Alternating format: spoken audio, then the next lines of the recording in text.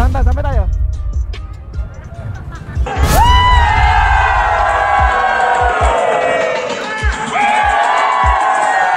Ito, pakita ko sa screen.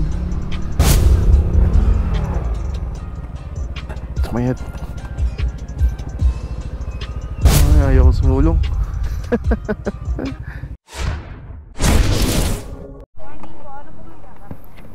Unleaded.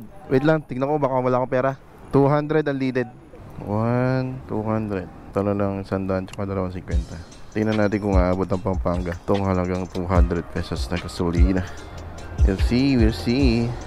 Yun. Kalahati. 200 kalahati. So full tank niya ngayon is 400. Magkano na ba ang ano ngayon? Unleaded 55.35 pesos. Taas pala. Kaya pala hindi siya ganong nalagyan ng gasolina. So ayun mga sir, no? Magandang umaga. At matagal-tagal tayong walang motovlog ito mga nakaraang linggo. Dahil medyo marami tayong pinuntahan. At nakapag-vlog naman tayo mga sir, no? Pero hindi yung katulad nito na motovlog na kadalasan na ginagawa talaga natin. So ayun, today's video mga sir, no? Papunta tayo ngayon sa San Luis, Pampanga. Meron tayong attendan dyan na charity ride ng Happy Friends Riders Club. Ayan, so time check natin is 8:14 ng umaga. At wag nyo ganong pansinin ang aking NMAX dahil hindi pa siya nakakarwash. Dahil nun mga nakaraang araw, di ba nga, binabagyo-bagyo tayo. So halos whole day o whole week na umuulan. Kaya ganun na rin binaha yung mga iba't ibang lugar sa Manila. At share ko lang mga sir, no? Nung nakaraang linggo, nagpalit ako ng langis dito sa ating NMAX. Nag-change oil tayo mga sir, no? Tapos ang ipinalit kong langis is ELF. Ito, pakita ko sa screen. Ayan, so kahapon habang nagpapalinis ako ng CVT nito ng ating NMAX, check ko yung ating langis mga sir, no? Siyempre, para monthly maintenance, kailangan kong tignan yung langis kung kailangan ng palitan, diba? Kung ano yung ano ba tawag dito? Kung ano yung status ng langis na kinabit natin. Diba lagi natin tinitingnan yung motor, yung mga langis, yung mga preno, ayan, kung ano-ano pa. At nung pagtingin ko doon sa ating langis mga sir, no, hindi siya maitim, clear na clear pa, walang kadumi-dumi. So syempre, depende yun sa tinakbo ng motor. 400 km lang ang tinakbo niya mga sir. Grabe. Mamaya, syempre, para at least makita dito sa video ng actual, double check natin yung langis kung ano yung kondisyon. Tapos titignan din natin yung tinakbo ng motor. So trip A, wala trip A, trip 1 pala, trip A. Ayan, so 0-0 na siya. So pagdating natin ng San Luis, tingnan natin kung ilang kilometer from dito sa Tarlac City hanggang sa San Luis, Pampanga. So dalawa i-check natin dito mga sir, no, itong trip A at yung total na tinakbo simula nung nag-change oil tayo mga sir. Yung change oil gauge na. Kasi nung naglagay ako ng langis, nireset ko itong ating oil dito sa ating panel gauge para ma-monitor natin kung maganda ba yung langis na nilagay natin. Ulitin ko mga sir, no, ang langis na nilagay ko is ELF 10W40. Ayan, yan naalala ko, 10W40. So alright, check natin mamaya mga sir, no. Biyahe muna tayo. Let's go. Grabe, parang di ata ako dadaan dito mamaya pa uwi Grabe, haba na rough road. Hahanap tayo ng ibang ruta mamaya siguro. Malamang mamaya dito traffic na. Ay, may kasamang baby pala. Tulog pa. Dito yan sa Magalang, Pampanga, kung hindi ako nagkakamali. So ayon sa aking mayawagan GPS, 44 minutes na lang, 24 km. Ang estimated time arrival natin doon sa venue na pupuntahan natin is 9:34 AM. Mapapabilis pa natin yan, depende sa ating takbo mga sir, na. Let's go. Ito na yung sinasabi ko, napatahan tayo dito. Sana hindi naman ganun kalalim sa bandang dulo. Bawal huminto guys, mabababad ng ating sapatos. Buti na lang, tiga ng malalim. Ay ko.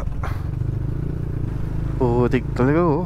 Pagka mas maulan, mas madulas pa yan. Grabe. Nangangabayo. Rico. Rico. Grabe. Parang nararamdaman ko dumudulas na yung gulong natin sa likuran. Parang clay yung dinadaanan natin. Uy, sumayad na. Sabi ko, sumayad yung motor natin. Malalim ba to? Check muna natin. Ay, ayaw ko sumulong. Ayaw ko sumulong dito. Tigado. Kumutumba tayo.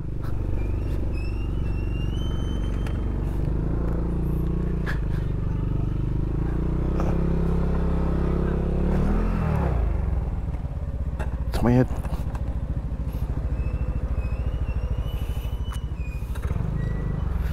Boss, masuyo. Thank you, boss. Thank you. Thank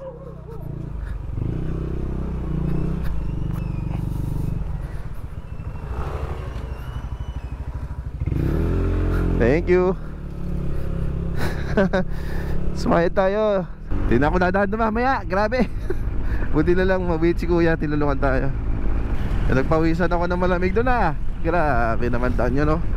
Alright, nandito na tayo sa San Luis. Alam mo pagka nasa San Luis ka na, no?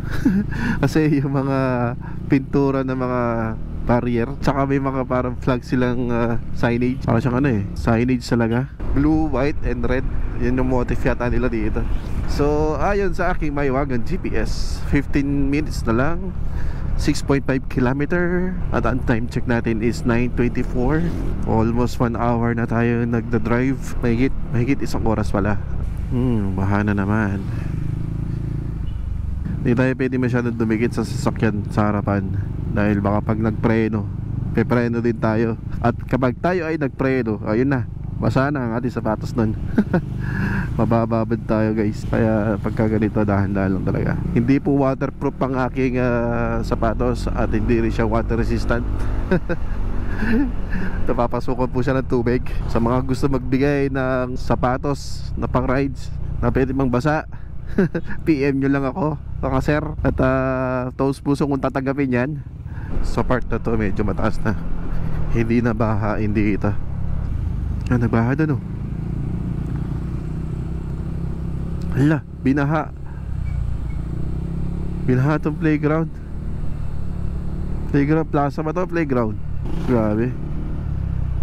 Okay, alright. So, akin sa aking Maywagan GPS is 4 minutes na lang, 2 kilometer. Malapit-lapit na yan, mga sir. At medyo liblib itong ating napuntahan.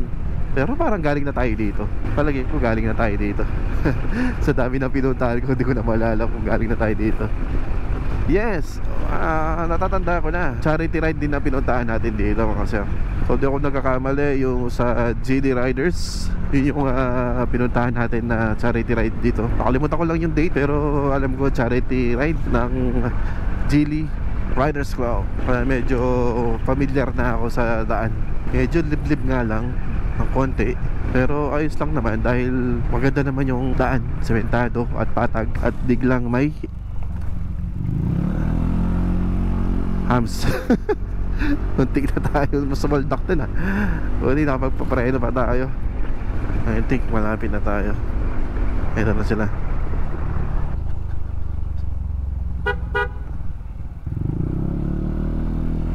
Oh, ito nga, yung pinuntahan natin dati.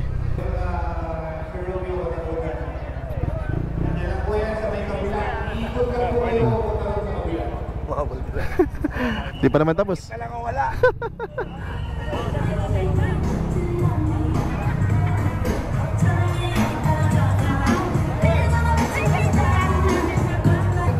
Maraming salamat ulit. Yes, hindi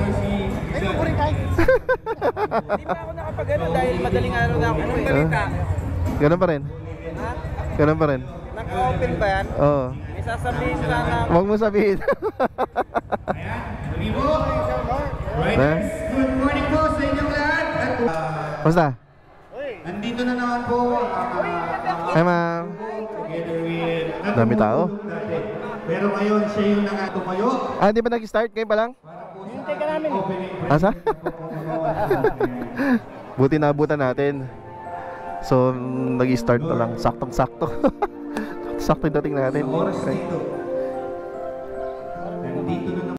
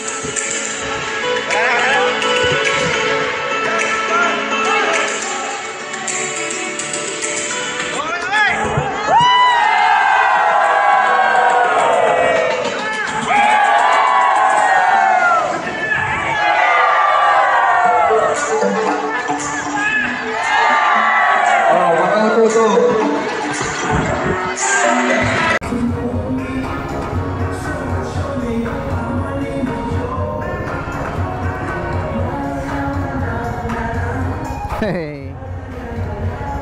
Babalik muna kami ng motor.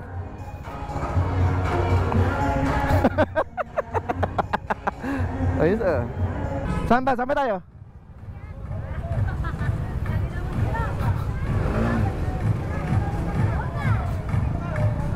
Hey. 150 lang to, Honda. Okay na?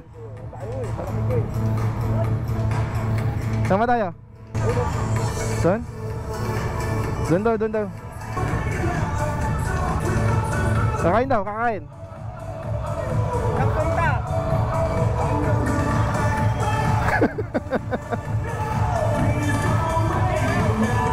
Sasama kami.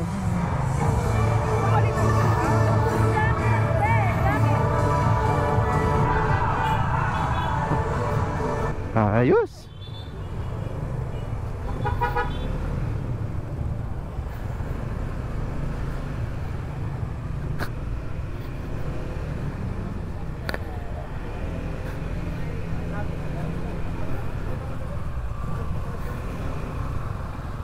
Adventure bike daw 150cc na Honda. Ang galing oh. Ayos oh. Mukhang magpapalit na yata ako ng motor ah. Pwede kang tumayo oh. Grabe.